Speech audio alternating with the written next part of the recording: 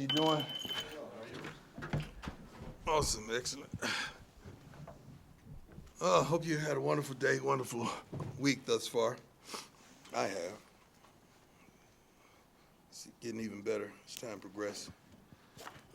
Students of the week, Draylon Miller, Communications, Chidozie, you know what his last name is. He's open. Last week it was Aiden DeCorte and Walter, Communication, Exploratory Studies and Communication. With 11 of the 12 regular season games now selected for TV, CU now has 8 games on network TV and 11 in the past 2 seasons. All 11 this season and 19 in the past 2 seasons have been on network TV or flagship ESPN. Blah, blah, blah. Tough schedule per NCAA. We have had the 10 toughest schedule this season with teams we played to date compiling a 42-22 record on the season, which is great. LaJonte and Travis became the second pair of receivers in CU history to both have 7 or more touchdown receptions in a season. Daunting task.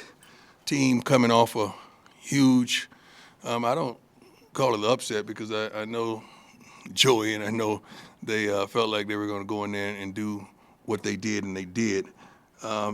Tremendous friend of mine, Texas Tech. I love him. I loved him ever since he was at Cedar Hill. You got to understand, man, Joey at Cedar Hill and probably a all-ethnic team area, and he was dominant, won state titles, well-respected in the community, well-respected amongst his peers. He was like the grand poobah or the magna cum laude of the district of coaches. He ran everything, man, and when we needed 7-on-7 games, he gave them to us when we couldn't find anybody to play at certain points in time. But he was always upstanding and forthright, going to the Under Armour All-American games, watching him get after it, watching him coach at extreme level, and he sent a plethora. I don't know how many young men that he's responsible for getting and assisting them to get to college from the team that he had at Cedar Hill.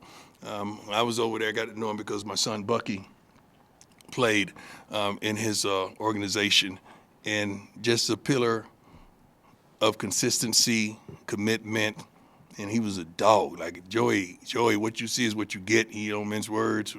He's straightforward. He keep it 100, and I consider him a true friend and someone I could call and lean on to understand how this college thing works at sometimes, because I'm still new to this, although I'm true to this. I still need him and various coaches at times to lean on, but I'm sure he's going to have those young men ready, and I can't wait to see him and hug his neck. Usually I don't really get down like that with other coaches for the game, but I'm definitely going to look him up to try to embrace him with him, because it's going to be fun. I'm just happy that I'm getting the opportunity to be on that stage with a man that I've respected for quite some time. Let's get it on.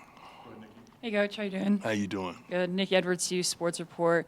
You guys kind of won the bye week. Now you're tied second in the Big 12. How does it feel to be? We don't care about that. We don't care about that. I mean, every game is a playoff game to us. It's been that way all season. I think Shedeur made a comment early in, I don't know if it's the Big 12 press conference, that every game we play is like a darn Super Bowl to people, not only to them but to us, and it is. So that's the way we're going into it. Every game is a playoff. It's a single elimination tournament, and we plan on approaching all of them with passion, with purpose, with consistency, with focus, and that dog-like attitude. We had a great practice today. God darn it, we had a great practice. It was so good, I called them up in the middle of the practice, and they thought they were going to get chewed out. I said, thank you. I like this. I like what I'm seeing. So I'm proud of the young men as well as the coaches and support staff. Hi, Coach. Adam, Mr. Tiger, 24/7 Sports. I'm curious, you talked about today being a really good practice. Yeah. Did you approach this bye week any differently than No. that first one? We don't change. But you add some things, you subtract some things that you saw that you didn't like about preparation, some things that you saw that you didn't like about concentration as well. You try to eliminate that and add more to it. So I'm always trying to up it. I'm always trying to make sure we're on point, not only as head coach, but our staff, support staff, as well as the young men that we're counting on. Hey, Coach. What's going on, boss? Doing well. How you doing? Excellent. The last 2 road games, you guys have won by 27 points. Just what do you think it is about going on the road that allows you guys to play so well? The way we prepare on the road, the way we kind of concentrate from the time we wake up and go to practice before we leave, and the things that we know we can accomplish. The unity, the focus in the walkthroughs, the just overall understanding of being early, not on time. And when you get there, don't even think about bringing a phone in the meeting room, just the undaunting focus that we have, man. So I think that's a lot. It says a lot to the structure and what our coaches are expecting from the young men and what they're delivering. They get it. They get it. Early on, it was you're trying to teach them certain ways, but now they get it. They understand what's at stake. They understand what's on the table, and they hungry. They ready to eat. Hey, Coach. Brian Howell How you with doing? Old Daily Camera. A couple questions for you. First off, Coach Livingston was very complimentary of Kevin Mathis and just what he's meant to the defense. Right. What, in your opinion, makes Coach Mathis such a good coach? Well, I happen to have known him since we played for the Cowboys together, and he's coached at every level from youth, 7-on-7, high school, Jackson, everywhere with me. So, he's my guy. His attention to detail is second to none. Being played the game and understanding what young men are capable of doing and holding them accountable on and off the field and not fluctuating from that one bit. Like, it don't matter who, if it's Travis, it's DJ, if it don't matter who it is, Preston, like, he holds those young men truly accountable, and he's smart. The only way you could come in the league, I think he was like 160 pounds, something like that, when he came in the league, and to last for a decade, you got to be smart. Now, he ran a 4.2 for breakfast now, but he was a smart, intelligent, tough physical player. And I want to ask you real quick a couple of personnel things, but Shane Cokes, we saw get injured the last game. How's he doing? He's doing okay. It's still up in the air whether he's going to contribute or not. And then Deion Hayes, I know, had surgery He's last not week. Is he done for the year? He's not playing. Okay. And then last thing, how about TC? Is he TC's potentially done. back? Yeah, TC's done for the year. He is, okay. Yeah. Hey, Coach. Pat Graham, How you Associate doing, Press. sir? How you doing? Like last time we talked to you, you were asking voters not to vote for you, and you went from 23rd to 21st. Do you guys embrace that in the rankings, or do you? We don't care about no rankings. What rankings is like a tease, man. Rankings are like, I had like 3 analogies and I didn't know what to pick. I'm not lost for words. Trust me. Rankings can fool you. It can get you in a situation where you start thinking that you are that, and we don't buy into that. We know who we are. What's this week? 11 or 12, football-wise. I know 11. Week 11 in college football. If you don't know who you are by now, something's wrong. If you don't know who the players are by now, something's wrong. So we can't be fooled for that foolishness. That's why I said don't rank us. We better without it. We cool, because I don't want these young men and these coaches and the staff members thinking that you arrived just because you got a number by your team's name. I don't like that whatsoever.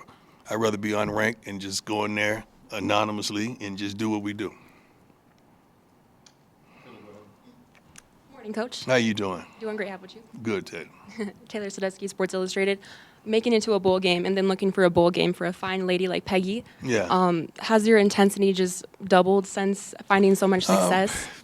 We understand what's at stake. We understand what's on the table. We understand the love and commitment and focus and passion that we and the adoring of Peggy that we have. And, we want to, she's a lady, I said, we want to get her to the best possible bowl that we can. Now there's a reality in front of us that we just got to focus and go get. And we're totally focused on that reality, not anything else but that reality that is on us. Mm-hmm. It's on us. Ain't nobody to blame, ain't nobody to fault. It's on us. It's right there in front of us, and we got to go get it.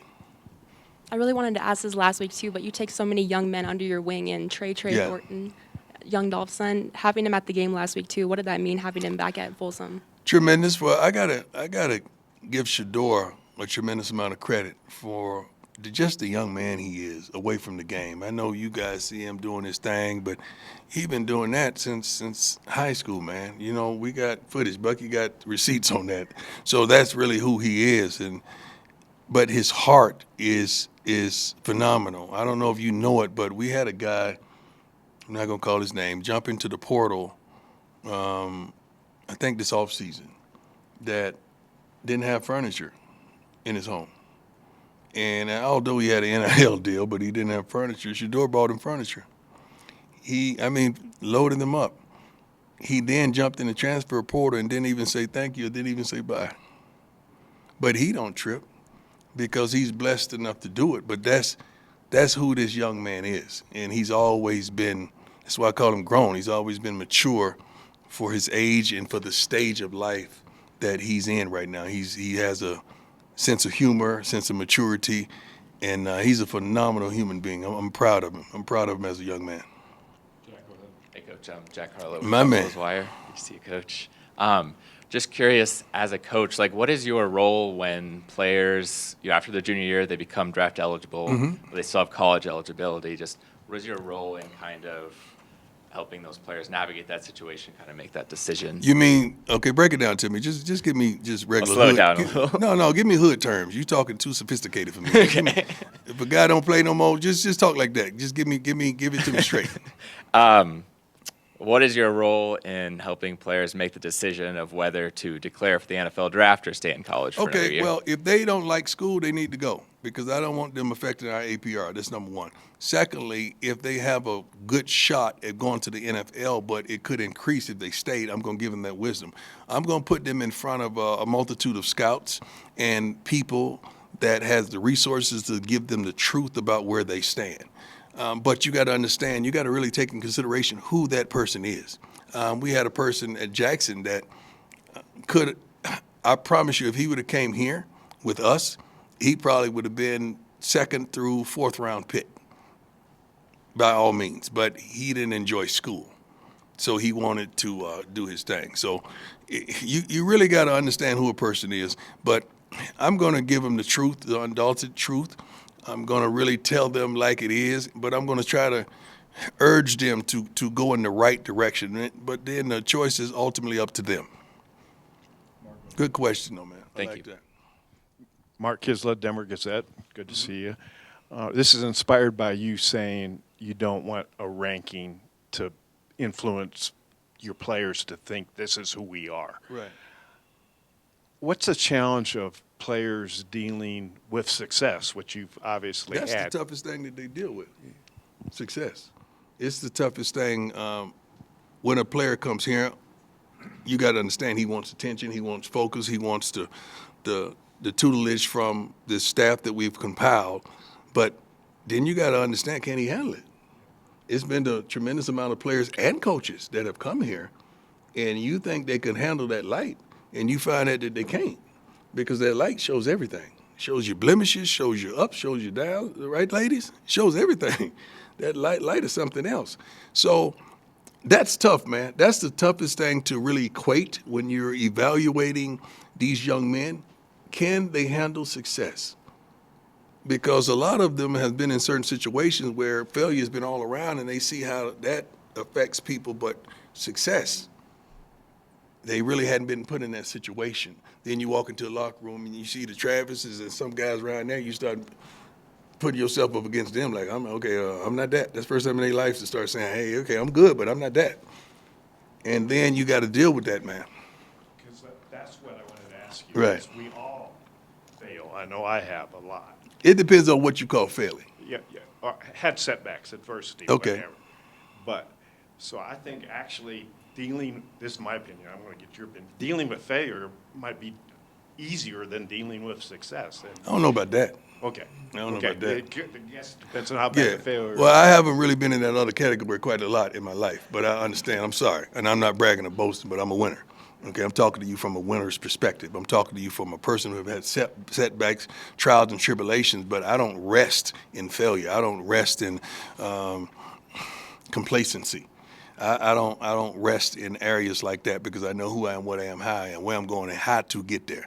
So it is tough, but you got to do a better job of recruiting to identify those type of players that if this happens, how would they respond to that?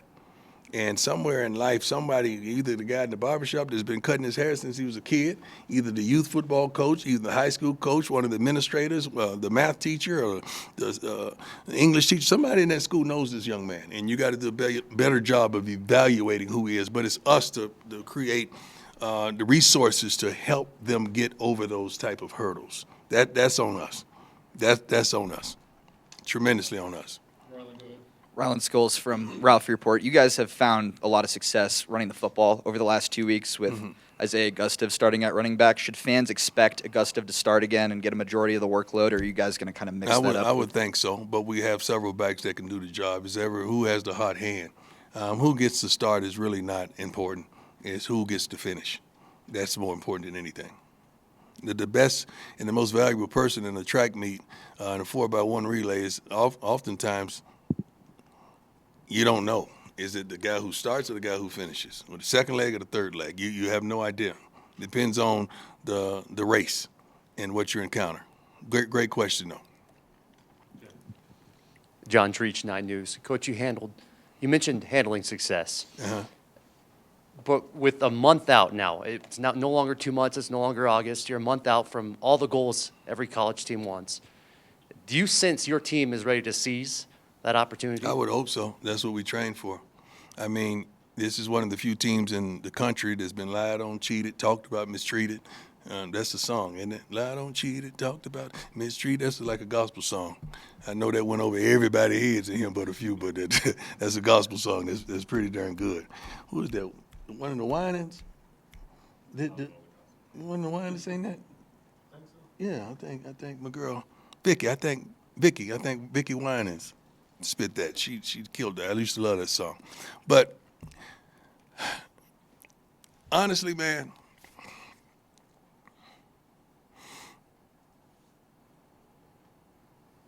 yeah, I don't know. I don't know. We've been through a lot, and we're prepared for the moment. We're not shying away from what we expect. We expect to be in this. We expect to be where we are. We expect to be better than where we are, honestly. But we're here. And we're thankful, we're happy, we're excited, we're elated, but we're not done. And we cannot wait to get to Lubbock to do what we're gifted to do. It's a daunting challenge. On the road, we love it. We're going to get booed. I heard they throw, is it tacos? Fajitas? Tortillas? I said everything but the right thing, huh? I was around the area, though. I was around the area now. What is it again? Tortillas. Is that legal to throw tortillas? Yeah. But, yeah, we're going to try to make them empty those things. We're going to try to make them empty them.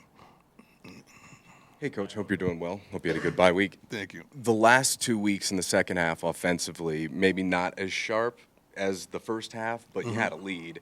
Do you have to combat that at all, or is there something you noticed taking from that you want to clean up? No, I mean, sometimes we take the air out of the ball, and that's coming from me. Sometimes we may want to hit the clock a little more and, take time off the clock. Sometimes we may want to just take our time and let it come. But you got to understand that also comes with the performance of the defense.